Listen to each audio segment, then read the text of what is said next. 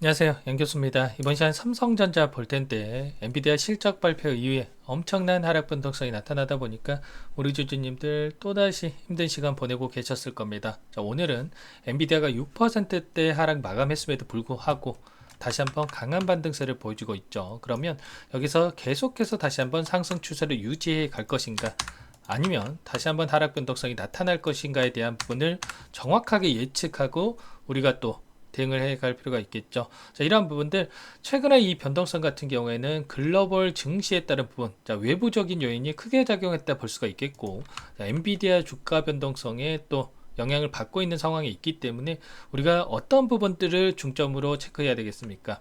과연 엔비디아의 주가 변동성 앞으로 어떠한 방향을 가지고 움직일 건지에 대한 부분과 AI 관련해서, 그리고 HBM 관련해서 어떠한 재료 이슈들이 있는지를 정확하게 파악하고 대응할 필요가 있는 거죠. 그러면 어제 있었던 엔비디아 실적 관련해서 여러분들께 어떻게 우리가 바라봐야 되는지 우선적으로 말씀을 드리겠고, 향후에 하반기에 우리가 기대할 수 있는 재료 모멘텀은 또 어떤 부분들이 있는지, 그리고 이 안에서 어떠한 수급적인 변화들이 나타나고 있는지까지, 그리고 대응 전략까지 순차적으로 여러분들께 말씀을 드릴 테니까 영상 끝까지 집중해서 확인해 주시기 바라겠고요.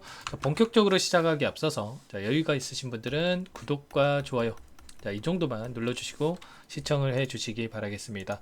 너무나도 긴급한 상황이 있었기 때문에 바로 지체하지 않고 본론으로 들어가 보도록 하죠. 어제 있었던 이 실적에 대한 부분들, 2분기 실적에 대한 부분들은 이전에 제가 계속해서 반복해서 말씀을 드렸던 이 부분들이 중점 사항이다 볼 수가 있겠고요. 3분기 매출에 대한 가이던스가 또 중요한 요소였는데 300억에서 320억 달러.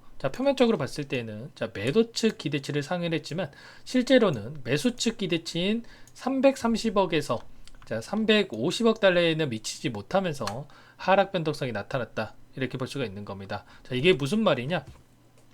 만약에 이 매출에 대한 가이던스가 330억에서 350억 사이에 나왔으면 나는 매수를 하겠다, 이렇게 밝혔던 이 매수 측 입장에서 기대치를 하회했기 때문에 실망 매물이 출회됐다, 이렇게 여러분께 말씀을 드리는 거고, 그 가운데서 블랙엘의 RTO 제품 수율 및 출시 최적화에 대한 비용과 수익성에 미치는 영향, 모니터링의 중요성을 이전에 언급한 바가 있었는데, 엔비디아 여전히 이 부분이 부정적인 영향이 계속될 수 있다, 이렇게 이야기를 했습니다. 결국에는 기대치 하회에 대한 부분과 이 부분, 비용과 수익성에 영향을 미치는 수율 최적화에 대한 이 부분까지 안 좋은 영향을 미쳤다, 이렇게 볼 수가 있겠고요.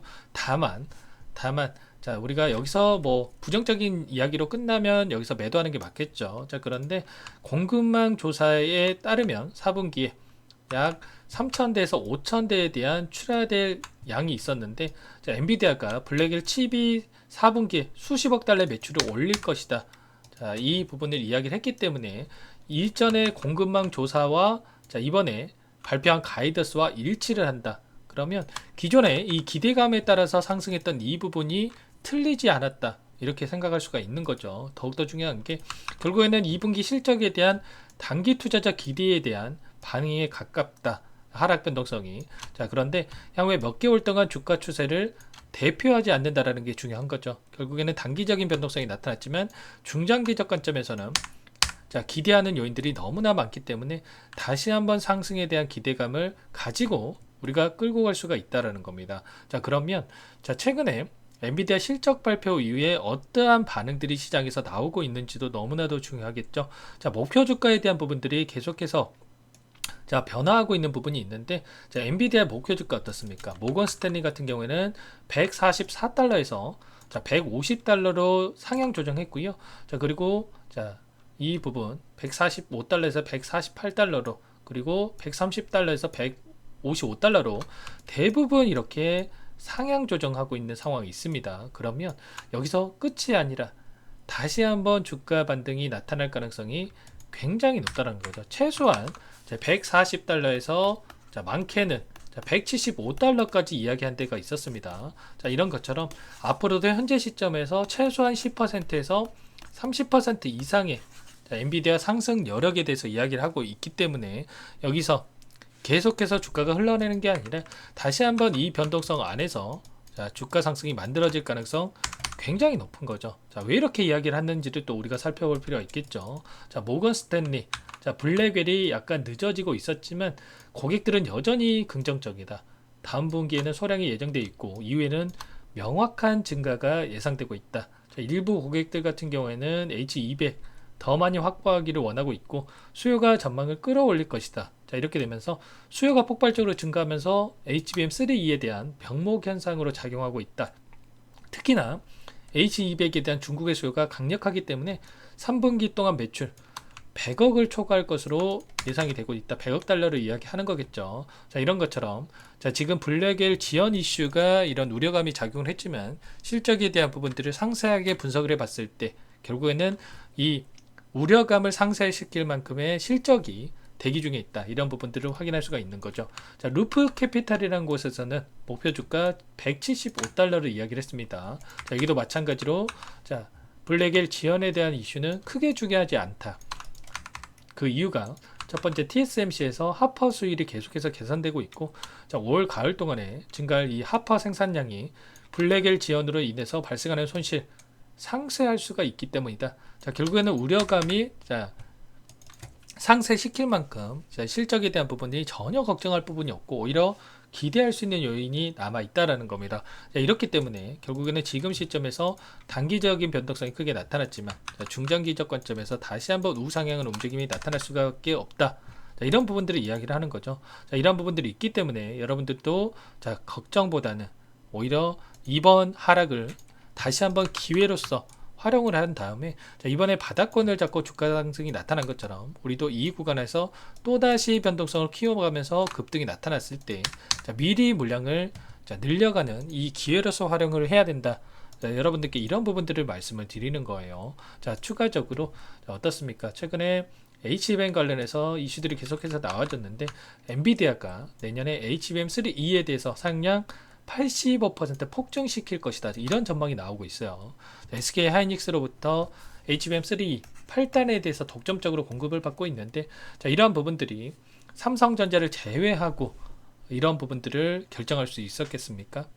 당연히 아니라는 거예요. 자, 이제는 8단에서 12단까지 있다 연결이 된다고 볼 수가 있겠는데 현재 8단에 대해서는 조만간 퀄 테스트 통과에 대한 일정이 또 나올 거고요. 그리고 12단도 동시에 또 퀄 테스트를 진행을 하고 있기 때문에 자, 이러한 부분들 결국에는 자, 8단에서는 이제 추가적으로 추격을 하고 있는 SK하이닉스의 이런 상황이 있지만 12단 그리고 뭐 16단 HBM4부터는 동등한 위치에서 경쟁을 할 수가 있기 때문에 오히려 기대감을 가지고 지켜볼 필요가 있다라는 거 말씀을 드려봅니다. 그러면 단기적인 관점에서 이 안에서 어떻게 수급적인 변화들이 나타나고 있는지를 우리가 확인을 했을 때 좀 더 단기적인 자, 효율적인 대응이 가능하다 말씀을 드리겠고요. 자, 많은 분들께서 걱정하셨던 것처럼 외인들이 전부 다 털고 나간 게 아니라 여전히 56%의 비중을 보유하고 끌고 가고 있는 부분 확인할 수가 있어요. 여전히 많은 물량을 외인들이 보유하고 있고 창구별 매매 동향을 여러분들께 보여드려 보면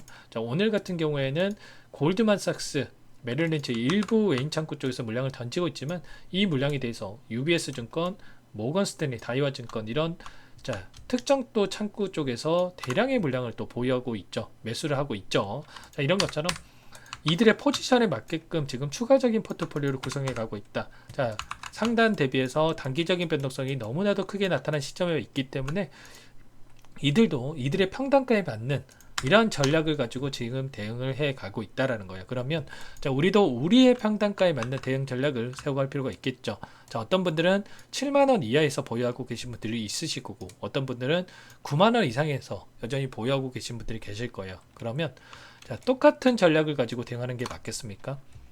전혀 아니다라는 거죠. 이제 이런 것처럼 최소한 그러면 이들처럼 우리도 우리의 평단가에 맞는 대응을 해갈 필요가 있는 거고 최근에 자 60거래일 동안 돈의 흐름을 추적을 해보면 최근에 60거래면 3달이죠. 엄청난 변동성이 나타났던 이 구간 안에서의 돈의 흐름을 추적을 해보면 자, 여전히 메릴린치를 비롯해서 맥쿼리 증권, JP모간, UBS 증권 이런 외인 창구 쪽에서 엄청난 물량을 보유하고 끌고 가고 있는 부분 확인할 수가 있어요. 특히나 메릴린치 1000만 주 이상의 물량을 보유하고 있고 반면에 키움증권을 통한 개인 투자자분들의 물량들 엄청나게 쏟아져 나오고 있죠. 자, 아무래도 오랜 기간 물려있던 이 자, 개인 투자자분들 지금이라도 이거라도 챙겨야지 이런 생각에 자, 이 본전 심리가 크게 작용을 하면서 물량을 던졌다 이렇게 볼 수가 있겠고요. 그렇다고 했을 때 최소한 우리가 이 메릴린치라든지 맥쿼리 증권, JP모건 이런 외인 창구 쪽에서 어떠한 수급적인 변화들이 나타나고 있는지를 우리가 파악하면서 대응을 한다고 했을 때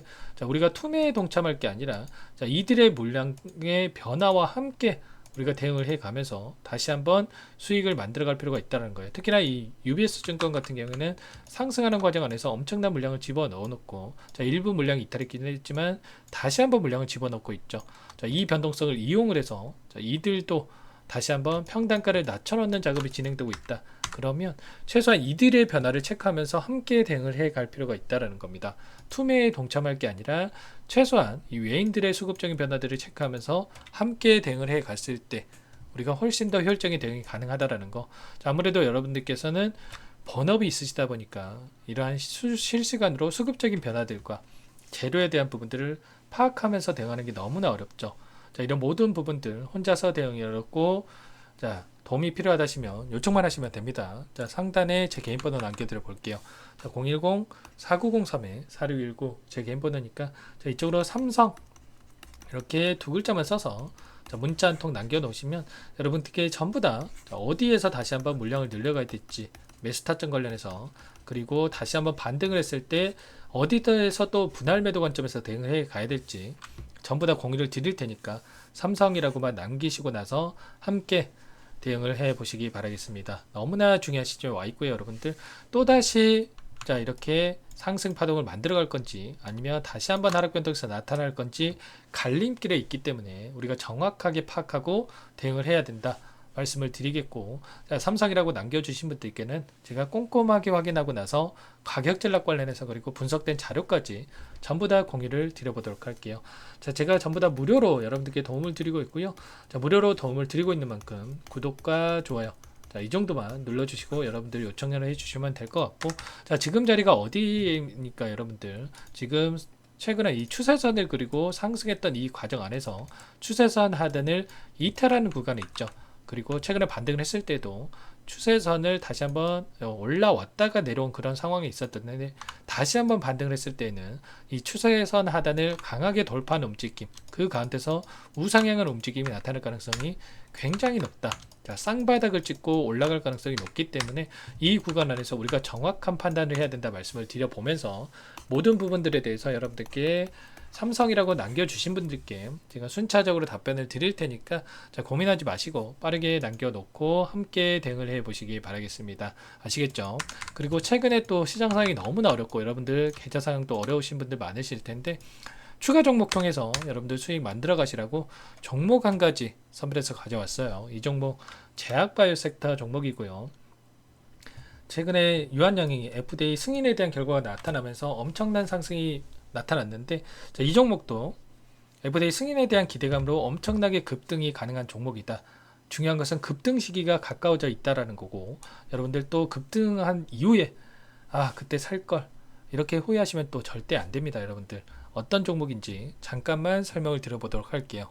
이 종목이 뭐냐면요. 상승 모멘텀으로 표적 항암제 관련해서 미국 FDA 3상 임상 계획 승인된 기업이고요.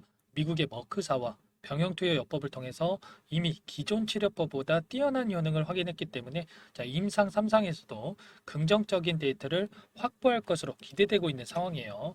자, FDA 승인이 됐을 때 자, 11조 시장을 독점할 수 있는 기회를 가질 수가 있기 때문에 폭발적인 매출에 대한 기대감이 작용할 수밖에 없겠죠. 자, 24년 임상 3상 시작 기대감만으로 자, 폭등이 가능하다. 자, 이렇게 말씀을 드리겠고 차트를 보시면 자, 2019년에서 20년까지 임상에 대한 기대감만으로 자, 10배 가까운 상승이 나타난 이후에 자, 3년 이상 오랜 기간 동안 주가 조정이 이뤄진 상황이에요. 자, 대시세가 나온 종목 같은 경우에는 짧게는 3년에서 자, 길면 5년 동안 저 조정을 받는데 자, 이미 3년 이상의 조정 기간을 거쳐왔고요. 자, 앞선 구간에서 여러 차례 거래량을 터뜨리면서 물량 매집이 이루어졌죠. 자, 이제 막 대시세 초입 구간에 위치해 있다. 이렇게 볼 수가 있겠고 자, 2019년에서 20년까지 자, 뭐 때문에 올랐습니까? 임상 이상에 대한 기대감만으로 엄청난 상승이 나왔죠. 자, 올해 뭐가 예정되어 있다라고 했죠? 자, 임상 3상이 예정되어 있다라고 말씀을 드렸죠.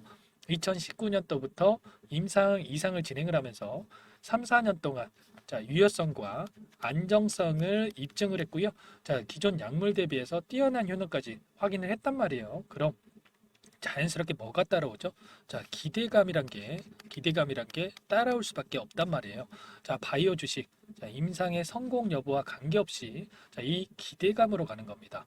자, 임상 3상에 돌입을 했을 때, 자, 기대감으로 자, 10배 이상 다시 한번 갈 수밖에 없다라는 거. 자, 이미 바닥 구간에서 메이저 수급들이 유입이 되면서 자, 50% 이상 상승이 나오고 있다. 자, 그렇기 때문에 늦기 전에 자, 지금 당장 여러분들 매집을 해야 된다. 자, 이렇게 말씀을 드리는 겁니다. 자, 이 종목에 대해서 여러분들 받아보고 싶다. 자, 이러시는 분들은 상단에 번호 있죠. 010-4903-4619. 자, 이쪽으로 히든 이렇게 두 글자만 써서 문자 보내주시면 한 분 한 분 자, 순차적으로 매수가, 목표가, 자, 그리고 보유 기간까지 자, 대응 전략 보내드릴 테니까 자, 늦기 전에 자, 받아보시고 수익 만들어가 보시기 바라겠습니다. 자, 히든이라고만 보내주시면 되세요.